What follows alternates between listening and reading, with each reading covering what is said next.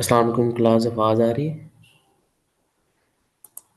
Okay हम आपको याद होगा कि हमने लास्ट जो क्लास थी उसमें हमने एलएसटीएम का एक इंट्रोडक्शन देखा था जिसमें हमने कहा था कि हमारे पास आरएनएन के कहने के एक मॉडिफाइड फॉर्म है जिसमें हम इसमें मज़ीद मेमोरीज़ को ऐड कर देते हैं जिसमें हमने कहा कि हम इसको लॉन्ग टर्म में जो इसको कंटेक्स्ट जो इसने याद रखना है उस तरफ लेके जाते हैं। तो उसी को मज़ीद आगे लेके चलते हैं। तो जिस तरह आपको याद होगा कि मैंने आपको बताया था कि हमारे पास ये जो लाइन थी इसको हम एलटीएम यानी कि लॉन्ग टर्म मेमोरी की लाइन कहते हैं या टेक्निकल वर्ड्स में अगर हम देखें तो इसको सेल्फ स्टेट भी कहा जाता है। और जो ये जो लाइन जा रही थी इसको हम शॉर्ट टर्म मेमोरी या एसटीएम भी कहते हैं। और बाद में टेक्निकल अगर वर्ड में हम देखें तो एचटी या हिडन स्टेट हम इसको कॉल करते हैं। तो अब इसका जो काम का तरीक़ाकार था अगर वो मैं आपको बताऊँ तो आपको याद होगा कि मैंने आपको बताया था कि हमारे पास क्या होता है कि लेट्स से हमारे पास ये एक बॉक्स है यार जिसमें हमारे पास प्रोसेसिंग होनी है सारी जो आर्किटेक्चर था। तो अब हमारे पास क्या होगा कोई एक इनपुट आती है और यहाँ से कोई ना कोई हमें आउटपुट देती है। आरएन के केस में क्या होता था कि हमारे पास एक कह लें कि जो हिडन स्टेट थी वो हमारे पास कम बैक लूप में आती थी। लेकिन ये हमारे पास कहने के इसकी मेमोरी क्या होती थी शॉर्ट होती थी और ये बाद में तब ज़्यादा देर तक याद नहीं रखता। उसके लिए हमने एग्जांपल भी देखी थी एक सेंटेंस की जिसमें हमने कहा था जिस तरह वो सेंटेंस लंबा हो जाएगा तो उसको भूल जाएगा कि हमारे पास मतलब जो बंदा था वो फ्रेंच था या इंग्लिश में बात कर रहा था या उसने क्या किसके बारे में बात जैसे हमने कैट की एग्जांपल देखी थी स्पेसिफिकली कि कैट जो है थी हमारे पास वो ब्लैक थी या नहीं थी लेकिन अब वो जब आखिर में हम जाके उसको ब्लैक कह रहे थे कैट को तो वो पीछे भूल चुका था कि पीछे कहीं पे कैट की बात भी हो रही थी। तो उसी मसले के हल के लिए हमारे पास क्या हुआ था कि एक और फीडबैक में कह लें कि हमारे पास लूप चलती है जो लॉन्ग टर्म मेमोरी की होती है एलएसटीएम केस में इसको हम कह लें कि एलटीएम कहते हैं और इसको हम एसटीएम कहते हैं। ये बहुत ही सिंप्लीफाइड कह लें कि मैंने आपको आसान करके ये चीज़ें बताने की कोशिश की है। अभी आस्ता आस्ता हम इसको मज़ीद देखेंगे इनपुट की और यहाँ पे हमारे पास आउटपुट आ जाती है। अच्छा, आप इसी तरह अगर आपको याद होगा कि लास्ट लेक्चर में हमने एक चीज़ और भी देखी थी जिसमें हमने कहा था कि हम गेट्स की तरफ हम गए थे एलएसटीएम के आर्किटेक्चर में। उसमें आपको बताया था कि हमारे पास क्या होता है कि ये जो ये हिस्सा होता है इस हिस्से को हम फॉरगेट गेट के नाम से जानते हैं और ये जो यहाँ हमारे पास ये हिस्सा है आ रहा है इसको हम इनपुट गेट कहते हैं और यहाँ से आगे जो नेक्स्ट ये हिस्सा जा रही है हमारे पास क्या है आउटपुट गेट है। तो अगर इसके अलग-अलग डायग्राम मैं आपको दिखाऊँ तो देखिए हमारे पास ये फॉरगेट गेट अगर आपको नज़र आए तो ये देखिए मैंने आपको ये सब बताया ना हमारे पास ये कहते हैं फॉरगेट गेट का हिस्सा होता है ये जो आर्किटेक्चर है इसके इनसाइड। तो अब ये आर्किटेक्चर बेसिकली बना क्यों था? अगर आपको याद हो तो हमने कहा था कि हमारे पास बेसिकली एसटीएम और एलटीएम यानी कि जो हमारे पास शॉर्ट टर्म मेमोरी की लाइन जा रही थी और लॉन्ग टर्म मेमोरी की लाइन जो ड्रॉ नज़र आ रही है आपको डायग्राम में, इन दोनों के दरमियान कम्युनिकेशन कराने के लिए हमारे पास ये कॉम्प्लेक्स आर्किटेक्चर मौजूद था। उसको हमने 3 गेट्स में क्या कर दिया, डिवाइड कर दिया यानी कि इस हिस्से को हमने फॉरगेट गेट कहा, जैसे आपको ये नज़र आ रहा होगा फॉरगेट गेट। इसी तरह जो इससे आगे नेक्स्ट हमारे पास था वो हमारे पास इनपुट गेट था और आखिर में हमारे पास आउटपुट गेट था। हर गेट का अपना-अपना एक काम है। और वो हम उसमें से आज जो स्पेसिफ़िकली हम जिस गेट को मुकम्मल कह लें कि देखेंगे वो हमारे पास होगा फॉरगेट गेट। तो लेकिन डायरेक्टली कह लें कि फॉरगेट गेट पे जाने से पहले हमें कुछ चीज़ें हैं जिनका हमें पता होना ज़रूरी है कि उनके मैथमेटिकली हम उसको कैसे रिप्रेज़ेंट करते हैं या क्या चीज़ें हैं। तो उसके लिए मैं आपको दोबारा से कुछ चीज़ें रिवाइज़ भी कराऊँगा और साथ में कह लें कि हम कुछ नई चीज़ें देखते भी हैं। अच्छा, जैसे हमारे पास मैंने आपको याद है आपने कहा था कि हमारे पास इसको हम टेक्निकल टर्म में सेल्फ स्टेट बोलते हैं, जिसको मैं लॉन्ग टर्म मेमोरी हम कहते हैं इस लाइन को। तो हमारे पास यहाँ पे सेल्फ स्टेट आउटपुट पे आती है। इसी तरह हमारे पास ये जो शॉर्ट टर्म मेमोरी थी इसको हम यहाँ पे हिडन स्टेट बोलते हैं। तो अब हमारे पास क्या होता है कि लेट्स से अगर हमारे पास करंट इनपुट है एक्सटी यानी कि टी टाइम पे, तो यहाँ पे प्रीवियस हमारे पास इनपुट पे क्या हो रहा होता है, प्रीवियसली जो हिडन स्टेट होती है और प्रीवियस सेल्फ स्टेट होती है वो यहाँ पे आ रही होती है। जैसे अगर आप देखें तो यहाँ पे हमारे पास एच ऑफ टी माइनस 1 लिखा हुआ होगा। यानी इसी तरह इसका मतलब यहाँ पे जो सेल्फ स्टेट है यहाँ पे सी ऑफ टी माइनस वन है। तो अगर मैं आपको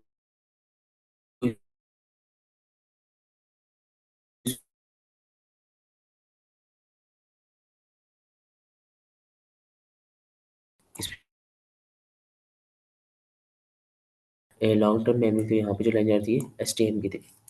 तो अब मैंने आपको बताया कि हमारे पास क्या होता है कि यहाँ पे एक तो कह लें कि हमारे पास जो फॉरगेट गेट था यहाँ पे इतना हिस्सा था जो, और यहाँ पे दरमियान में इनपुट गेट था, देन यहाँ पे आउटपुट गेट था। तो इसमें हमारे पास क्या था कि हमारे पास करंट जो इनपुट जा रही है एक्स ऑफ टी अगर जा रही है, तो इसका मतलब है कि हमारे पास आखिर में जो सेल स्टेट आएगी वो तो सी ऑफ टी होगी, लेकिन जो इससे पहले की हमारे पास होगी यहाँ पे वो सी ऑफ टी माइनस वन थी। इसी तरह हमारे पास यहाँ पे जो करंट आउटपुट जो निकलेगी ये एच ऑफ टी यानी कि हिडन स्टेट की एच ऑफ टी होगी इस इनपुट की बेस पे, लेकिन प्रीवियसली जो इसको एज ए इनपुट साथ मिलेगी वो H of T minus one थी यानी कि प्रीवियस स्टेट थी हमारे पास।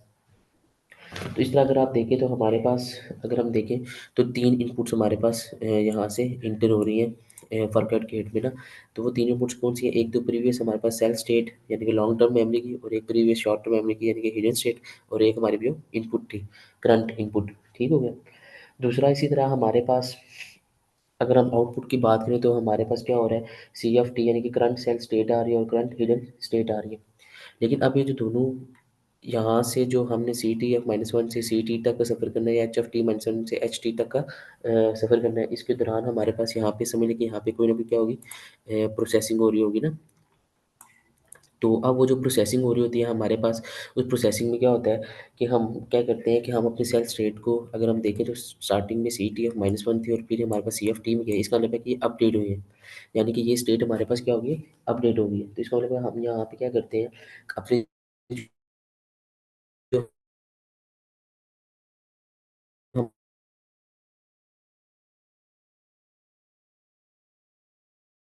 हम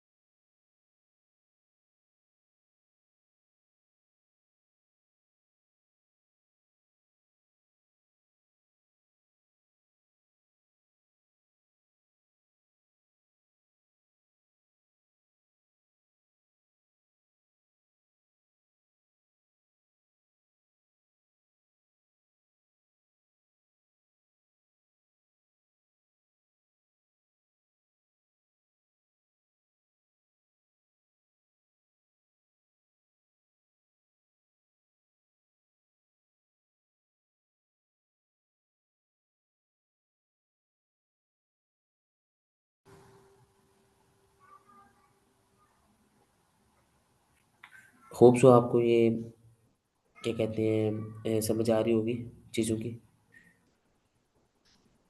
अच्छा, इसमें हमारे पास ना इस तरह से है कि मैंने अभी आपको गेट्स वगैरह का बताया है सारा, कि कौन सा गेट क्या काम कर रहा होगा और उस गेट का क्या पर्पज़ होगा और कैसे चीज़ें चल रही होंगी। अब हम चलते हैं कि हमारे पास जो कुछ टर्म्स लिखी हुई थी, उनकी मैथमेटिकली देखते हैं कि वो चीज़ें हमारे पास मतलब क्या होती हैं। जैसे अगर मैं देखूँ दिखाऊँ आपको, तो ये देखिए जैसे हमारे पास ना ये एच एफ टी लिखा हुआ था, इसी तरह मैंने आपको सेल स्टेट का बताया कि हमारे पास सी एफ टी भी साथ साथ चल रहा होता है। तो अब बेसिकली हमारे पास जो एच एफ टी और सी एफ टी हैं दोनों ये क्या होते हैं, वेक्टर्स होते हैं। और एक बात आपने ध्यान में रखनी है कि हमारे पास क्या होगा, जो एच एफ टी है और सी एफ टी है इन दोनों की क्या है डायमेंशन हमेशा क्या रहती है, सेम रहती है। ये चीज़ मैं इधर लिख भी देता हूँ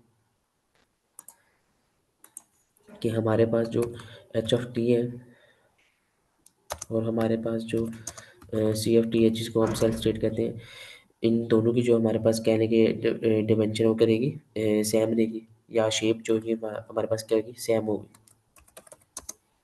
बोथ हैव सेम डायमेंशन और शेप। ठीक हो गया। तो ये हमारे पास कहने के का रूल है।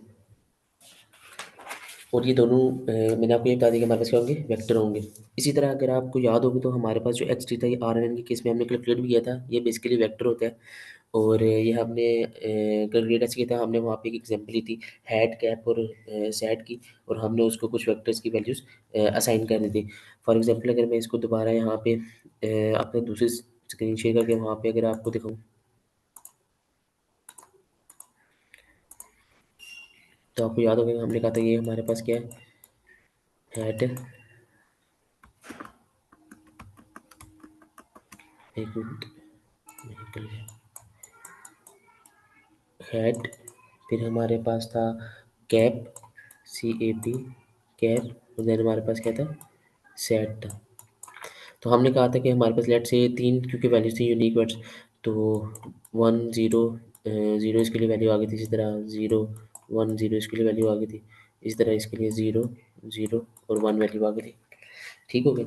तो इसी तरह आप जब टाइम स्टैम्प हमारे पास बाद में t=1 पे हमारे पास जब x(t) जाएगी इनपुट, तो हमारे पास क्या होगा, 1 0 0 ये वैल्यू हमारे पास आ जाएगी। जब t=1 होगा यानी कि नेक्स्ट टाइम स्टैम्प पे ये वर्ड चला जाएगा, उससे नेक्स्ट टाइम स्टैम्प पे ये वर्ड हमारे पास चला जाएगा एज अ इनपुट। तो अगर आपको मैं दोबारा से आर्किटेक्चर दिखाऊँ इसका, तो उसमें आपको चीज़ें जो नज़र आ रही हैं उसमें मज़ीद और भी कह लें कि हमारे पास क्या होगा, ये तो HFT हमारे पास थे और सेल स्टेट थी। इसी तरह अब हमारे पास ना कह लें कि जब फॉरगेट गेट होगा, तो फॉरगेट गेट में यहाँ पे हमारे पास जो है इस जगह पे एक कह लें कि वेक्टर आता है कैलकुलेट करने के बाद, जिसको हम नाम देते हैं FT का। इसी तरह हमारे पास इनपुट में अगर हम बात करें तो यहाँ पे भी हमारे पास दो कह लें कि गेट्स वेक्टर्स आते हैं। एक को हम IT का नाम देते हैं और एक को CT डैश का नाम देते हैं, ये इस जगह पे इनपुट गेट में। देन इसके बाद हमारे पास यहाँ पे जब आउटपुट गेट की बारी आएगी, तो वहाँ पे हमारे पास OT के नाम से वेक्टर आता है, और वो भी हम देखते हैं। मैं आपको ये लिख के भी बता देता हूँ कि हमारे पास क्या हो रहा होगा।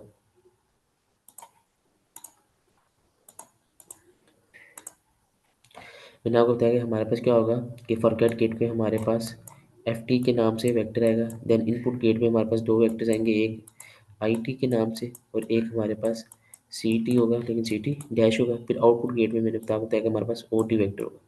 अच्छा, अब इसमें भी ये है कि हमारे पास जो ये सारे वेक्टर हैं, चारों जो वेक्टर्स हैं तीनों गेट से जो हमें मिलेंगे, इनकी भी जो डायमेंशन है, शेप है, वो एग्जैक्टली सेम होगी CT और HT के। यानी कि जो डायमेंशन हमारे पास यहाँ पे CT और HT की होगी, वही सेम डायमेंशन हमारे पास इन चारों वेक्टर्स की भी होगी। ठीक है, ये फर्स्ट वन, और यहाँ पे हमें दो वेक्टर्स मिले थे, और ये तीस फोर्थ वन। ठीक हो गया। अच्छा, अब इसके बाद जो हमारे पास डायग्राम में कुछ चीज़ें हैं जो हमें पता होनी चाहिए बिफोर कि हम फॉरगेट जो गेट था उसको करें, फॉरगेट गेट को, वो अगर मैं आपको दिखाऊं, तो आप देख सकते हैं कि यहाँ पे हमारे पास कुछ ना ये मल्टीप्लाई के सिंबल्स हैं, कुछ येलो बॉक्सेस में भी चीज़ें भरी हुई है ना। तो ये प्लस मल्टीप्लाई और जिस तरह से ये 10 के, तो ये बेसिकली हमारे पास पॉइंट वाइज ऑपरेशन होते हैं। पॉइंट वाइज ऑपरेशन से मुराद ये है कि हमारे पास अगर मल्टीप्लिकेशन का साइन भरा हुआ है, तो दो वेक्टर आपस में पॉइंट वाइज मल्टीप्लाई हो जाएंगे। अगर प्लस का सिंबल भरा हुआ है जैसे यहाँ पे है, तो हमारे पास पॉइंट वाइज उनमें एडिशन हो जाएगी। और अगर 10H भरा है, तो हर हर पॉइंट का हम लगातार 10H अप्लाई कर देंगे। इसको मैं आपको अप्लाई करके दिखाता हूँ, उससे आपको इसका बेहतर आइडिया हो जाएगा। इसको मैं क्लियर कर लूँ। अच्छा, जिस तरह मैं आपको बता रहा था कि अभी जो हमारे पास चीज़ है ये है पॉइंट वाइज ऑपरेशन।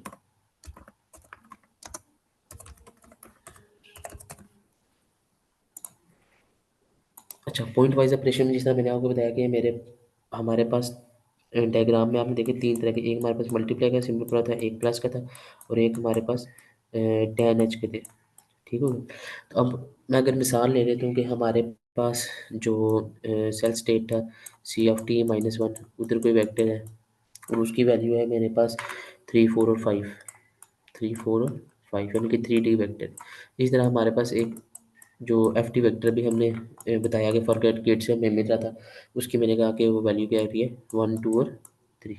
क्योंकि फॉरगेट गेट का FT मैंने इसे चूज़ किया, वहाँ पे अगर आप देखें आपको याद हो फॉरगेट गेट में हमारे पास इन दोनों के दरमियान क्या हो रहा था, multiply point wise multiplication operation perform हो रहा था। तो अब पॉइंट वाइज बना के एलिमेंट वाइज, यानी कि अब हमारे पास इन दोनों का अगर हम मल्टीप्लाई करते हैं, यानी कि CT-1 को मैं मल्टीप्लाई कर देता हूँ FT से, तो हमारे पास क्या होएगा, 3 1 ज़ार यहाँ पे हमारे पास 3 आ जाएगा, यहाँ पे 8 आ जाएगा, और 5 सीधे यहाँ पे हमारे पास क्या आ जाएगा 15 आ जाएगा। इसी तरह अगर मैं यहाँ पे प्लस डाल देता हूँ इसके दरमियान से, वाला आप ये ऐड हो जाएंगे, तो उस दौरान क्या होगा, 3 + 1 4, 4 + 2 6 और 5 + 3 8। ठीक हो गया। इस तरह के जब मैंने 10H अप्लाई करना है, तो हमारे पास क्या होगा, लेट्स से कि ये एक 3 वाली जो वैल्यू है इसके ऊपर हमारे पास डायरेक्टली क्या होगा, 10H अप्लाई होगा, और उसकी एक वैल्यू आएगी। जैसे अगर मैं बताऊँ 10H ऑफ 3, तो उस टाइम यहाँ पे जो हमारे पास फैक्ट्रीज बन रही है, यहाँ पे कोई ना कोई वैल्यू, जैसे मैं कहता हूँ 0.1 आ गई। जैसे जब मैं tan ऑफ 4 अप्लाई करूँगा तो हमारे पास लेट से कोई और वैल्यू आ गई, 0.24 आ गई। जैसे tan ऑफ जब मैं 5 अप्लाई करूँगा, वहाँ पे कोई वैल्यू आ जाएगी 0.3 जैसे लिख ली। तो इससे हमारे पास ये भी क्या बन जाएगा, क्रिएटिव वेक्टर हमें मिल जाएगा। तो ये हमारे पास क्या थे, बेसिकली पॉइंट वाइज ऑपरेशन थे। अब वापस हम चलते हैं अपनी डायग्राम की तरफ। वहाँ पे कुछ चीज़ें मज़ीद हैं जो हम देख सकते हैं। अच्छा, ये जो अभी पॉइंट वाइज ऑपरेशन है मैंने इस जगह पे कराया है, यहाँ से देखिए ये फॉरगेट गेट था। फॉरगेट गेट से हमारे पास एफ टी इफेक्टिव में रहता है, और यहाँ से आप देख सकते हैं कि प्रीवियस सेल स्टेट में थी, उन्हीं दोनों का यहाँ पे पॉइंट वाइज मल्टीप्लिकेशन हो रही है। अच्छा, अब अगर आप देखें तो हमारे पास डायग्राम में हमने स्टेट्स की भी देख लिया कि सेल स्टेट क्या थी, इसी के बाद प्रीवियस सेल स्टेट, और ये आउटपुट पे जो सी टी मिलनी है वो क्या है। इसी तरह हिडन स्टेट्स प्रीवियस भी देख ली, और आउटपुट पे क्या मिलनी है। इस तरह हमने जो इनपुट है उसका भी देख लिया, वो भी क्या होगा, वेक्टर्स होगा। अब जो चीज़ हमारे पॉइंट वाइज ऑपरेशन भी हमने देख लिया, अब जो चीज़ हमारे पास इस आर्किटेक्चर में रह गई है समझ लीजिए, वो है ये येलो बॉक्सेस। ये येलो बॉक्सेस हमें किस चीज़ को रिप्रेजेंट कर रहे हैं। तो बेसिकली अब हम इन येलो बॉक्सेस की तरफ चलते हैं। ये जो हमारे पास कह लें येलो बॉक्सेस हैं, ये बेसिकली न्यूरल नेटवर्क्स को रिप्रेजेंट करते हैं। अगर मैं ये क्लियर कर दूँ, न्यूरल नेटवर्क को रिप्रेजेंट करता है, इससे मुराद ये होगा कि हमारे पास अगर आप देखें तो जो फर्स्ट येलो बॉक्स था वहाँ पे उसके अंदर ना ऐसी सिग्मॉइड फंक्शन पड़ा हुआ था। इस तरह एक और भी सिग्मॉइड था, फिर एक येलो बॉक्स आपने देखा होगा जिसके अंदर हमारे पास क्या था, 10H का एक्टिवेशन फंक्शन था। अब ये जो येलो बॉक्सेस है इनमें सिग्मॉइड लेट से अगर मौजूद है तो हमारे पास क्या होता है, तो इसमें हमने डिसाइड करना होता है कि इसके अंदर कितनी नोड्स हैं, मतलब नंबर ऑफ नोड्स कितनी है। तो लेट से अगर मैं कहता हूँ कि हमारे पास 4 नोड्स हैं, तो इसका मतलब ये होगा कि ये जो चारों नोड्स हैं इनके अंदर जो एक्टिवेशन फंक्शन है वो सबके अंदर क्या होगा, सेम होगा, जो कि सिग्माइड होगा। ठीक है। इसी तरह अगर हमारे पास 10 की बात है, इसके अंदर मैं कहता हूँ कि हमारे पास 3 नोड्स थी, तो इन 3 नोड्स के अंदर जो एक्टिवेशन फंक्शन होगा वो क्या होगा, सेम होगा 10H का। अच्छा, यहाँ पे एक चीज़ आपने याद रखनी है कि हमारे पास जो है नंबर ऑफ नोड्स हम है खुद से डिसाइड करते हैं कि न्यूरल नेटवर्क की जो सारी जो चारों बॉक्सेस थे ना, ये एक न्यूरल नेटवर्क की लेयर है। ठीक है। तो इनके अंदर नंबर ऑफ नोड्स हम खुद डिसाइड करते हैं, लेकिन अगर हमने एक दफ़ा डिसाइड कर दिया कि let's say first yellow box में 4 नोड्स हैं, तो फिर इसका मतलब है कि हर येलो बॉक्स था जो उसके अंदर 4 नोड्स ही होंगे। यानी कि इधर भी क्या होना चाहिए, 4 नोड्स। अगर हमने फर्स्ट में डिसाइड कर दिया, फर्स्ट येलो बॉक्स में कि हमारे पास 4 नोड्स हैं, तो फिर आगे हम बाकी सब में भी सेम रखनी है। हम ये नहीं कर सकते कि एक में हमने 4 नोड्स रखी हैं, फिर नेक्स्ट जो येलो बॉक्स वाले आया था, मैं येलो बॉक्स इसलिए कह रहा हूँ कि डायग्राम से, ताकि आप उससे जब रिलेट करेंगे तो आपको चीज़ें समझने में आसानी होगी। तो उसमें भी हमने कितने रखने हैं, 4 ही नोट्स रखनी है। अब अगर हम वापस चलें उसकी डायग्राम की तरफ, तो आप देख सकते हैं कि हमारे पास क्या होगा। हमने इस डायग्राम या इस आर्किटेक्चर में जितनी भी सारी चीज़ें उन सब चीज़ों को कवर कर दी। इसका मतलब ये हुआ कि अब आप लोग रेडी हैं गेट्स के फंक्शंस को समझने के लिए, गेट्स काम कैसे करेंगे।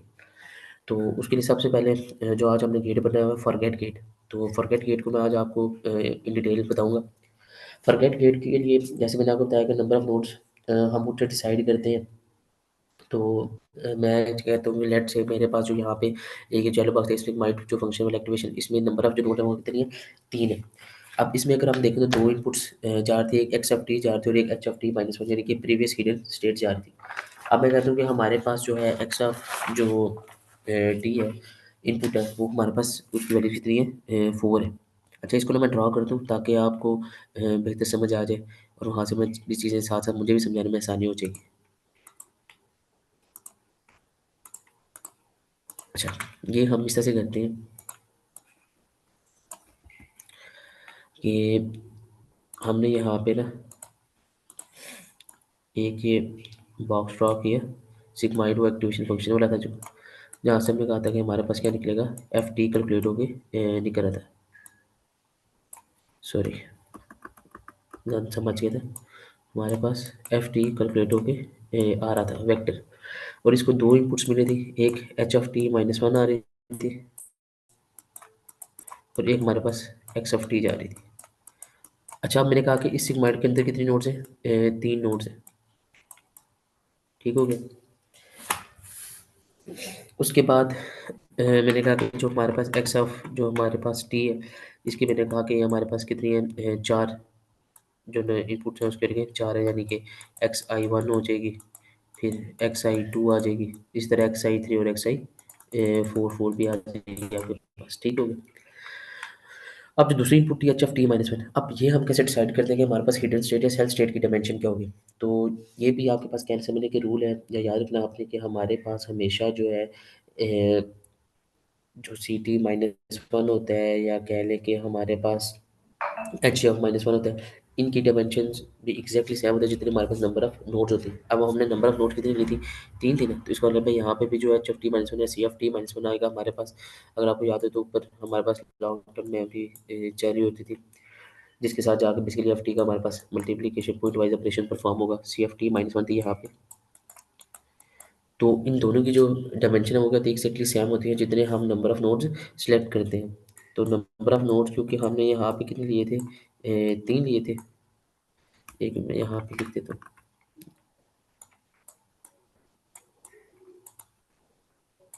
नोट्स हमने लिए थे यहाँ पे तीन। तो इसलिए हमारे पास जो C F T minus one होगी, इसका भी जो शेप होगी वो भी क्या होगी, थ्री डी होगी। और जो हमारे पास कह लें कि H F T minus one होगा, इसके भी जो साइज़ है वो क्या होगा, थ्री होगा।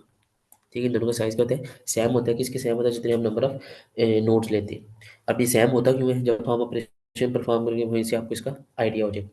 अच्छा, अब अगर हम देखें तो हमारे पास ये जो येलो बॉक्स था इसके अंदर हमने कहा कि तीन नोड्स हैं। अब इन तीन नोड्स में दो इनपुट जा रहे थे, एक एक्स ऑफ टी से जा रहे थे H of T minus one से, यानी कि टोटल अगर हम देखें H of T minus one की तीन हमारे पास क्या इनपुट्स थे। इसी तरह हमारे पास एक्स टी की हमने कहा था कि चार इनपुट है, यानी कि टोटल ये सात है। अब इनका अगर आपको याद होगा तो हम हर इनपुट को बेसिकली हर नोड से हमने क्या करना था, इसको जोड़ना होता था। तो ये इस तरह से आपके पास ये आर्किटेक्चर बनता जाएगा। ठीक है, तो ये बड़ा आपको याद होगा कि हम न्यूरल नेटवर्क बड़ा कम्प्लेक्स सा हो जाता था। तो इस तरह आप कहने के सबको आपने जोड़ देना है। अब अगर आप देखें तो हमारे पास क्या हो रहा है कि अगर हम फॉरगेट जो नेम कह लें कि गेट है उसके फंक्शन के हम दो हिस्सों में डिवाइड करें, तो हमारे पास क्या हो रहा है कि फर्स्ट स्टेज पे हमने इनपुट देनी है, उसने एफ टी कैलकुलेट करना है स्टेज वन में। और देन सेकंड स्टेज में हमारे पास क्या हो रहा था, जो एफ टी यहाँ से निकला था उसका पॉइंट वाइज ऑपरेशन हो रहा था किसके साथ, C F T minus one, यानी जो लॉन्ग टर्म हमारे पास मेमोरी थी उसके साथ। ठीक है, यानी कि दो स्टेज में काम हो रहा है। तो पहले हमारा काम है एफ टी कैलकुलेट करना। तो अब एफ टी जो कैलकुलेट है वो किधर से हो रहा था, हमारे पास बेसिकली इस येलो बॉक्स से हो रहा था। और येलो बॉक्स के अंदर जो काम है वो हम यहाँ पे कर रहे हैं, यानी कि तीन नोट्स थी और ये हमारे पास सेवन इनपुट्स थे। तो अब अगर हम देखें तो हमारे पास क्या होगा, अगर यहाँ पे जो सारे वेट्स हैं इनको अगर हम कैलकुलेट करें तो वो हमारे पास टोटल वेट 21 बन जाएंगे। क्यों भला, क्योंकि थ्री मल्टीप्लाई पे सेवन इज इक्वल टू 21, क्योंकि तीन नोड्स हैं और सेवन इनपुट्स हैं, 21 हमारे पास क्या हो जाएंगे, टोटल वेट्स आ जाएंगे। और अब हर नोड की आपको याद होगा कि अपनी अपनी बाइस भी होती थी, तो B one B two B three, यानी कि टोटल हमारे पास तीन बाइसेस भी आ जाएंगे। इसी तरह अब हमारे पास जब इससे आउटपुट निकलेगी बेसिकली, तो हर जो हमारे पास नोड है वो अपनी अपनी आउटपुट देगा। जैसे अगर ये हमारे पास एफ वन देगा, ये हमारे पास एफ टू प्रोवाइड करता है और ये एफ थ्री वैल्यू प्रोवाइड करता है। तो हम क्या करेंगे, ये एफ वन एफ टू जो वैल्यू आई है और यहाँ से एफ थ्री वैल्यू आई है, इन सबको हम एक कह लें कि एक वेक्टर इसका बन जाएगा, जो कि टोटल हमारे पास क्या कहलाएगा, एफ टी कहलाएगा। और हमारा स्टेज वन में यही काम था कि हम क्या करें, फॉरगेट जो गेट था उसमें एफ टी को कैलकुलेट करें। तो होप सो यहाँ तक आपको चीज़ें समझ आ रही होंगी। अब अगर हम इसकी कह लें कि मैथमेटिकल मैं आपको इसकी इक्वेशन लिख के बताऊँ, तो उसमें क्या हो रहा है कि एफ टी के अंदर हमारे पास, यानी जनरलाइज्ड इक्वेशन लिख के दूँ, तो मेरे पास एफ टी कैसे कैलकुलेट हो रहा है, ये देखिए, ये मेरे पास एफ टी था।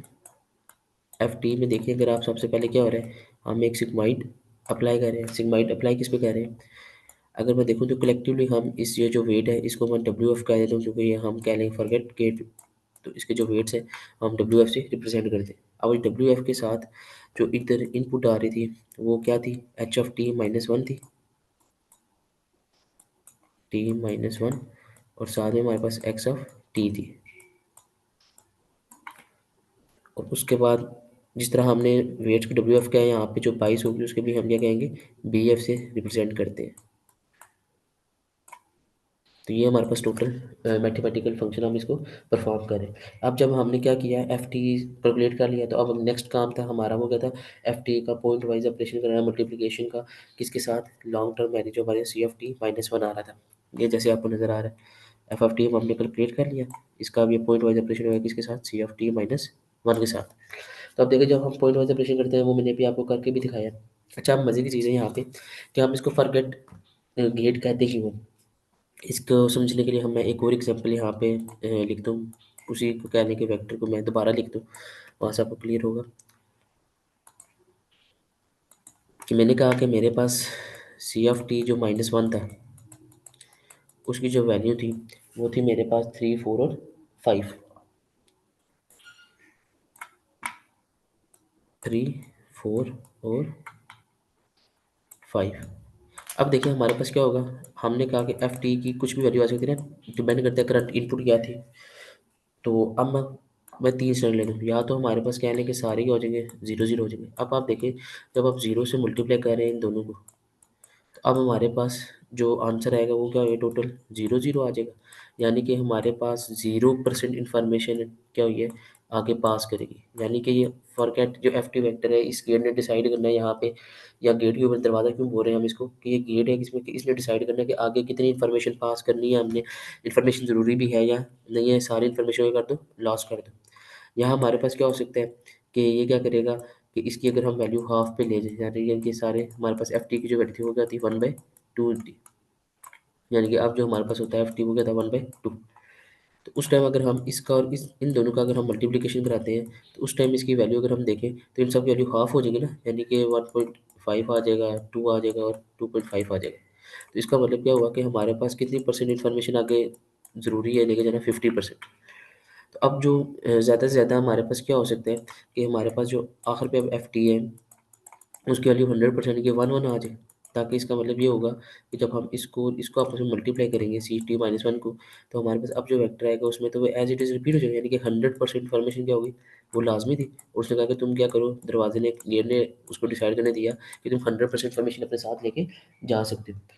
तो इस वजह से हम यहाँ पे जो गेट है इसको फॉरगेट गेट का नाम देते हैं, कि ये डिसाइड करता है करंट इनपुट की बेस के ऊपर कि वेदर कितनी इन्फॉर्मेशन लॉन्ग टर्म मेमोरी में याद रखनी है या नहीं रखनी। अगर वो ज़रूरी नहीं है तो 0% सारी रिमूव कर देगा, अगर थोड़ी ज़रूरी है तो 50%। और करंट ये सारी चीज़ करंट इनपुट की बेस पर डिसाइड देंगे। यहाँ पे मैंने आपको समझाने के लिए एक ईजी एग्जाम्पल ली है। तो होप सो आपको ये चीज़ें समझ आई होंगी।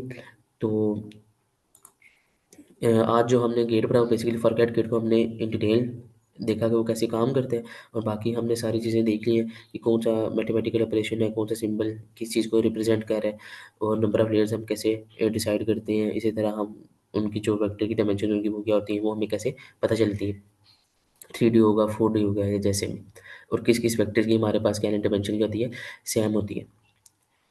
तो नेक्स्ट क्लास में इंशाल्लाह हम इनपुट गेट और आउटपुट गेट को इन डिटेल डिस्कस करेंगे। अगर यहाँ तक किसी को कोई सवाल नहीं है तो यहीं पे क्लास एंड करते हैं।